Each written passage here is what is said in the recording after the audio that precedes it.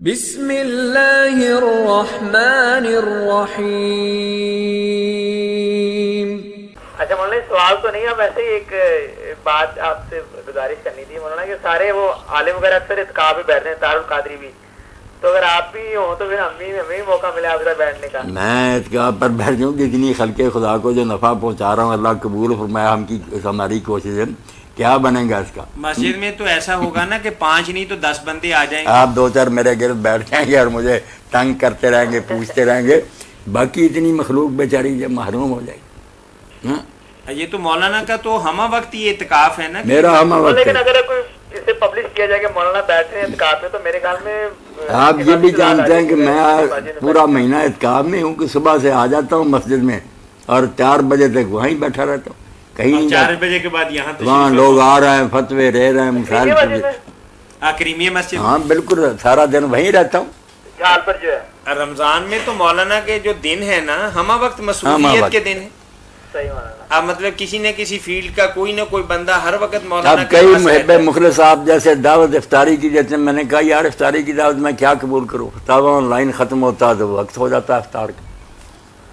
اور پھر اس میں یہ ہے کہ اگر مولانا بیٹھ بھی گئے تو آپ لوگ تو مولانا کو چٹ سوال سے تلاوت بھی نہیں کرنے دیں گے، ذکر اذکار بھی نہیں کرنے دیں گے، پھر وہی مسائل۔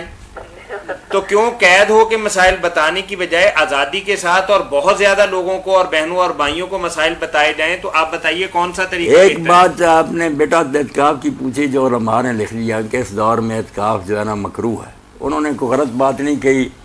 یہ بن گیا تماشا کہ اکٹھے ہو جاتے ہیں لڑکے، باتیں کرتے رہتے ہیں، ہنستے رہتے ہیں، اور بہت غلط کام ہوتا ہے۔ کئی لوگ اخبار منگواتے پڑھتے رہتے ہیں، کئی جو ان کے پاس موبائل ہوتے ہیں وہ گھر والوں سب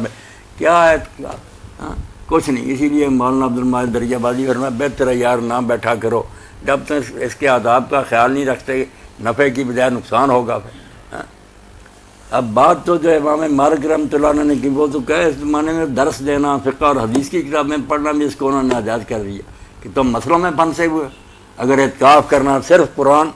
تلاوت کرو اور ذکر، اس کے علاوہ کچھ نہیں تم پڑھ سکتے۔ کیسی بات کی امام مدینہ نے کہ یہ مسئلے مسائل پھر بحث ہیں کہ فلاں امام یہ کہتا فلاں روایت یہ، صرف قرآن تلاوت کرو اور نمازیں پڑھو اور ذکر، پھر پتہ چلے گا کہ واقعی دنیا والوں سے کٹ کر اب یہ نا قبر میں چلا گیا، یہ تیاری کر رہا کہ جس طرح قبر میں تنہا ہوں گا اور صرف اللہ ہی ساتھی ہوگا اس طرح ہو گیا۔ اگر وہی شغل میلے رہے اور تفریح رہی کیا فائدہ ہے صحت کا؟ جی جزاکم اللہ خیر، آپ نے بہت خوبصورت بات بتائی